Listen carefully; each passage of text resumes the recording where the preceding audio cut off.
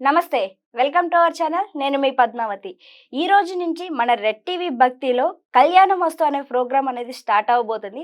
అయితే దీంట్లో కళ్యాణం గురించి మరియు కుజదోషాలు అనేక సందేహాల గురించి మనం చర్చించబోతున్నాం.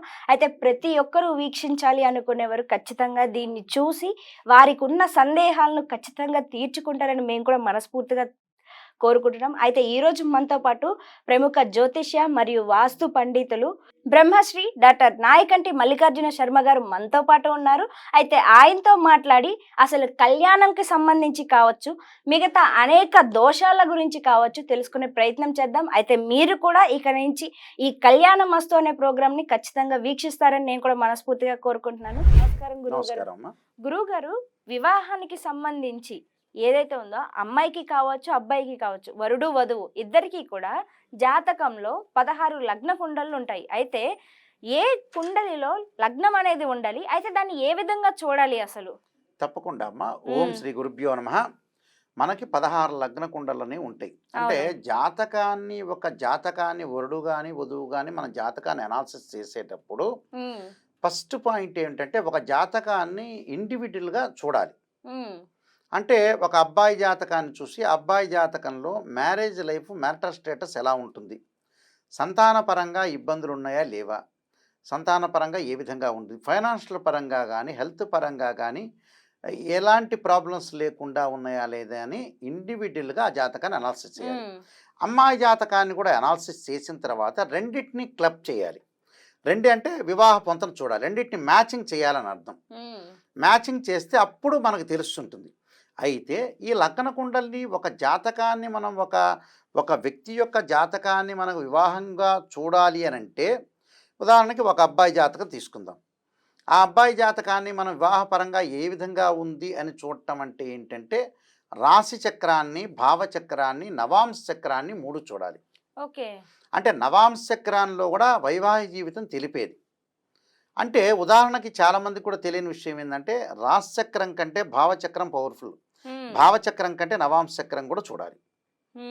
అంటే ఒక డాక్టర్ దగ్గరికి వెళ్ళినప్పుడు, మెడికల్ టెర్మినాలజీలో చెప్తున్నాను, ఒక డాక్టర్ దగ్గరికి వెళ్ళినప్పుడు ఎక్స్రే తీస్తాడు.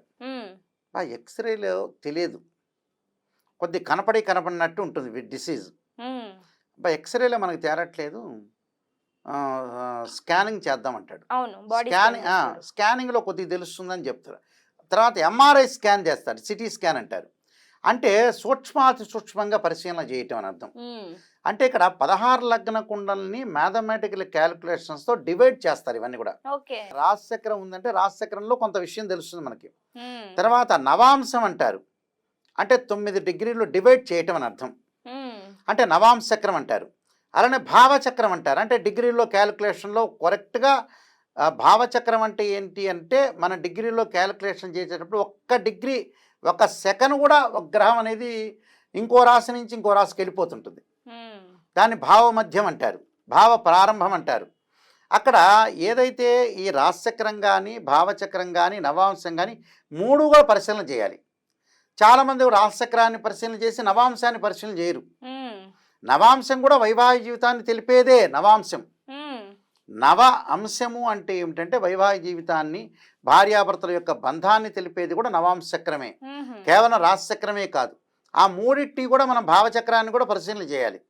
చాలామంది రాశిచక్రంతో ఎండ్ చేస్తుంటారు.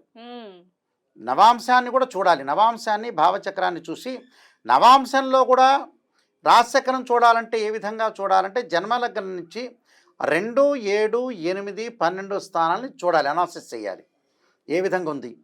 అలానే భావచక్రంలో కూడా 2, 7, 8, 12 స్థానాలు చూడాలి. అలానే నవాంశంలో కూడా 2, 7, 8, 12 స్థానాలు చూడాలి. ఇక్కడ 2వ స్థానం అంటే ఏంటంటే కుటుంబ స్థానం. అంటే ఒక అమ్మాయి అబ్బాయి జీవితంలోకి వెళ్ళిందంటే అబ్బాయి తల్లిదండ్రులు ఎలాంటి వాళ్ళు, అబ్బాయి చెల్లెలు ఎలాంటిది, అబ్బాయి తమ్ముడు ఎలాంటి వాళ్ళు, కుటుంబ పరంగా వాళ్ళు ఎలా పెరిగారు, ఎలాంటి అట్మాస్ఫియర్లో ఉన్నారనేది తెలుస్తుంది, వాళ్ళ యొక్క ఇంటి వాతావరణం. అలానే అబ్బాయి కూడా అమ్మాయిని చేసుకునేటప్పుడు వాళ్ళ యొక్క పేరెంట్స్ ఏంటి, వాళ్ళ యొక్క ప్రవర్తన ఏంది, క్యారెక్టర్ ఏంది అనాలిసిస్ చేయాలి అక్కడ. 2వ స్థానం ఏంటంటే కుటుంబ పరంగా ఉండేది విషయాలు తెలుస్తుంది. కేవలం కుటుంబ పరంగా కాదు, ధన సంపాదన గురించి, కుటుంబంలో గౌరవ విలువలు, అలానే మనీ గురించి, కుటుంబంలో ఏ విధంగా ఉండాలి ప్రవర్తించాలనేది పాయింట్ అనేది 2వ స్థానం. అలానే 7వ స్థానం అంటాం మనం, సప్తమ స్థానం. 7వ స్థానం ఏంది, ఇద్దరి మధ్యలో బాండింగ్ ఉందా లేదా, అంటే భార్యాభర్తల మధ్యలో అనుకూలంగా ఉందా లేదా. చాలామంది పాపం ఆలోచన చేస్తుంటారు ఈ మధ్య కాలంలో, అబ్బాయి మంచిగా బాగా చదువుకున్నాడండి, ఐఐటీలో ఎంటెక్ చేశారండి, అమ్మాయి కూడా ఐఐటీలో బీటెక్ కాన్పూర్లో చేశారండి అని అంటారు. ఆ అమ్మాయి కూడా ఎంఎస్ చేసిందండి, ఎంబీబీఎస్ బ్రహ్మాండంగా గుంటూరు మెడికల్ కాలేజీలో ఎంబీబీఎస్ చేసిందండి, ఎంఎస్ కూడా న్యూఢిల్లీలో చేశారు, అబ్బాయి కూడా ఎంఎస్ చేశారండి, మంచి హార్ట్ స్పెషలిస్ట్ అండి అని చెప్తుంటారు. చదువుకి వివేకానికి సంబంధం లేదు. అది వరకు రోజుల్లో ఒక మాట అనేవాళ్ళు, చదువు లేనివాడి కంటే చదువుకున్నవాడు మంచి తెలివిగల్లోడు, చదువు లేనివాడు తెలివి తక్కువడని. దానికి సంబంధం లేదు. ఎంబీబీఎస్ వేరు, ఎంఎస్ వేరు, చదువు వేరు, ఎంటెక్ చేయటం వేరు, ఎంఎస్సి చేయటం వేరు. ఇది సబ్జెక్ట్. ఇదేంది, ఇంటర్మీడియట్లో maths, trigonometry, calculus, quantum geometry, ఫిజిక్స్లో థర్మోడైనమిక్స్, లైటు, కెమిస్ట్రీలో ఆర్గానిక్ కెమిస్ట్రీ, ఇనార్గానిక్ కెమిస్ట్రీ, ఇవి కాదు. ఇవి సబ్జెక్ట్. చదువుకొని మనం జీవితానికి డబ్బులు చేయడానికి మార్గం ఇది. ఇంకొక మార్గం ఏంటంటే తెలివితేటలు, అంటే brain maturity levels. Brain maturity levels అంటే ఏంది, జీవిత సత్యాన్ని తెలుసుకునేవి. ఇప్పుడు ఇక్కడ చదువుకునే వ్యక్తి ఉంటాడు, ఎంఎస్ చేసి ఉంటాడు, తీసుకెళ్లి తల్లిదండ్రులను వృద్ధాశ్రమంలో పడేస్తాడు. అంటే వీడికి చదువు ఎందుకు అన్నట్టుగా. అంటే చదువుకున్నా కూడా వాడు చదువుకుంటాడు, కానీ దానిలో సబ్జెక్ట్ ఉంటుంది, కానీ బయట బాహ్య ప్రపంచ నాలెడ్జ్ ఉండదు. ఇక్కడ ఉండదు. అవును. ఇక్కడ ఏమిటి, బాహ్య ప్రపంచంలో ఉండే నాలెడ్జ్ కూడా అవసరమే. కొంతమంది చదువుకున్న వాళ్ళు కూడా చాలా మూర్ఖంగా ప్రవర్తించే వ్యక్తులు కూడా ఉంటారు ఇక్కడ. అలానే ఇక్కడ సప్తమ స్థానం అనేది బాగా లేకపోతే ఎంత చదువుకున్న వాళ్ళైనా మూర్ఖంగా ప్రవర్తిస్తారు. అక్కడ చదువు వేరు, బాహ్య ప్రపంచం వేరు. అర్థమైంది కదా మీకు? బాహ్య ప్రపంచం వేరు. అయ్యా వీళ్ళు చదువుకున్న ఆయన చాలా మంచివాడండి, చదువుకుంటే మంచివాడు అయ్యేడేం కాదు. అతను పెరిగిన వాతావరణాన్ని బట్టి ఉంటుంది, అతని యొక్క క్యారెక్టర్ని బట్టి ఉంటుంది, అతని యొక్క బుద్ధిని బట్టి ఉంటుంది. 8వ స్థానం వచ్చేటప్పటికల్లా భర్త యొక్క ఆయు ప్రమాణము, భార్య యొక్క ఆయు ప్రమాణం మీద ఆధారపడి ఉంటుంది. అంటే మొండితనము, పెంకితనము, మూర్ఖత్వము. ఈ మూర్ఖత్వానికి, మొండితనానికి చదువుకు సంబంధం లేదు. రీసెర్చ్లో తెలిసింది. అవును. చదువుకున్నా వీడు మూర్ఖుడుగా ఉంటాడు, చదువు లేనివాడు మూర్ఖుడు ఉండొచ్చు, చదువుకున్నవాడు మంచిగా ఉండొచ్చు, చదువు లేనివాడు కూడా మంచిగా ఉండొచ్చు. అంటే ప్రాపంచిక జ్ఞానం తెలిసి ఉండాలి. ఏది మంచి ఏది చెడు అనేది అనాలిసిస్ చెయ్యాలి. అనాలిసిస్ చేసి మన చేతిలోనే 50% ఉంటుంది, మన వాళ్ళు అనాలిసిస్ చేయరు. టోటల్ ఫెయిల్ అవుతారు వీళ్ళు. అవును, టోటల్ ఫెయిల్. చదువు ఏముంది, చదువు చదవటం కాదు, ఎగ్జామినేషన్ రాయటం కాదు, అది కూడా గొప్పదే. చదువు కూడా చాలా నెంబర్ 1. చదువు కూడా చాలా చదువుకోవాలి. చదువుతో పాటు ఇది ఉందనుకోండి 100% మార్కులు పడినట్టు. ప్యూరిఫై. అందువల్ల 8వ స్థానంలో కూడా మూర్ఖం లేకుండా ఆలోచన, చదువుకు చాలా గొప్పది. విద్య అనేది వివేకం నేర్పించాలంటాడు. విద్యతో పాటు వివేకం కూడా రావాలి, కేవలం విద్యే కాదు. నేను ఎంటెక్ ఐఐటి చదివానండి, ఇన్ఫోసిస్లో జాబ్ చేస్తున్నా, నెలకి 2 లక్షలు కాదు. చదువుకోవాలి, డబ్బు సంపాదించాలి, విద్య అవసరం, వివేకం కూడా అవసరమే. అవును, అన్నిటి కంప్లీట్ అవసరమే. 8వ స్థానం ఏంటంటే మూర్ఖత్వాన్ని పెంచుతుంది. ఆయుష్కారకుడు. అంటే అష్టమం ఏమిటంటే, అష్టమ భావకారకుడు శని అంటారు, సప్తమ భావకారకుడు శుక్రుడు అంటాడు, ద్వితీయ భావకారకుడు గురువు అంటాడు. అంటే 8వ స్థానం కూడా బాగుండాలి, ఆరోగ్యవంతులు కావాలి, ఆరోగ్యపరంగా బాగుండాలి, మానసికంగా టెన్షన్ లేకుండా ఉండాలి. 12వ స్థానం వచ్చేటప్పుడు ఇద్దరి మధ్యలో ప్రేమ. ప్రేమ అంటే ఏంటి, భార్య ఒక మాట అన్నది, భర్త సర్దుబాటు చేసుకోవాలి, భర్త ఒక మాట అన్నది, భార్య సర్దుబాటు చేసుకోవాలి. సర్దుబాటు చేస్తే పోయేదేముంది, వాడెవడో సినిమాలో చెప్పినట్టుగా పోయేదేముంది అన్నట్టుగా అంటారు కదా. అలా పోయేదేముంది, ఒకవేళ భార్య అన్నది భర్త అంటే అన్న ఏమవుతుంది, నీ పరాయి వాళ్ళు కాదుగా, నీ భార్యగా అన్నది. ఒకవేళ భర్త అన్నాడు, సర్దుబాటుతనం, సర్దుబాటు చేసుకొని జీవితాన్ని ట్రైన్ లాగా వెళ్ళిపోతుండే లైఫ్ని. ఆ లైఫ్ని మలుచుకోవాలి, జీవితాన్ని స్టైల్గా మలుచుకోవాలంటే ఏంటి, స్టైల్గా ఉండాలంటే ఏంటి, జాగ్రత్తగా ఇద్దరు అరమరికలు లేకుండా ఇద్దరు కూడా ఏకాభిప్రాయ సాధనతో ఉండి ప్రేమించుకోవాలి. ప్రేమ అనేది డబ్బు పెట్టి కొనుక్కునే వస్తువు కాదు, ప్రేమించుకోవాలి.